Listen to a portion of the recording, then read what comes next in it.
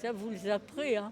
En bon journaliste que vous êtes, là, vous supprimerez les petits apartés.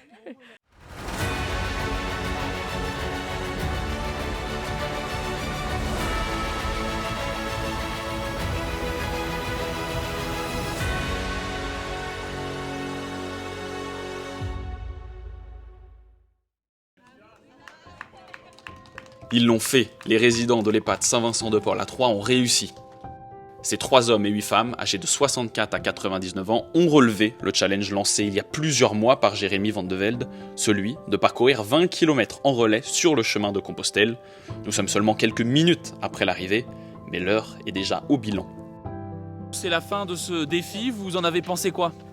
On a passé une journée formidable et je suis très enchantée, je ne connaissais pas du tout. Je vous remercie infiniment parce que tout le monde est gentil pour des personnes qui sont très âgées.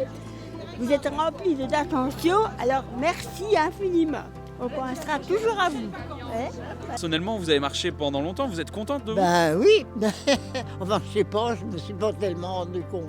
Ouf, une grande journée qui se termine, mais qui se termine bien.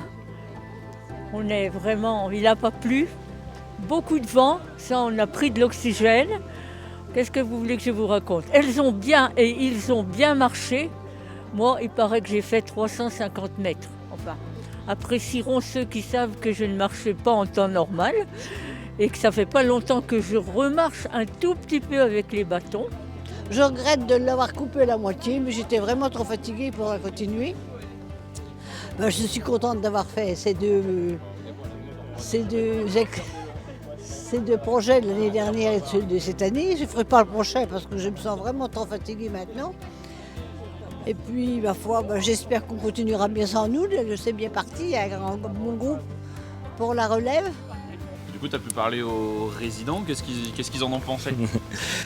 Jean-Louis, lui, exceptionnel. C'était sa mission et c'était quelque chose qui venait du cœur de pouvoir participer à cette belle marche et puis qui lui donne envie d'aller à Chamonix, d'aller voir encore d'autres choses. Donc ça, c'est beau. Moi, je suis fière de chacun d'entre eux, en fait.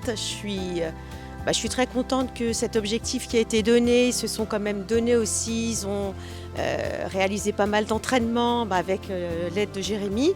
Ils ont atteint cet objectif et donc moi je suis ravie pour eux et ils sont contents. Moi c'est le principal. Nous on travaille tous pour leur bien-être et pour qu'ils soient heureux et qu'ils puissent aussi faire des choses hors de l'EHPAD. Partager des choses comme tout le monde, comme à midi le pique-nique, c'était très sympa, la marche était très sympa, profiter de la nature, enfin voilà, nous c'est notre objectif.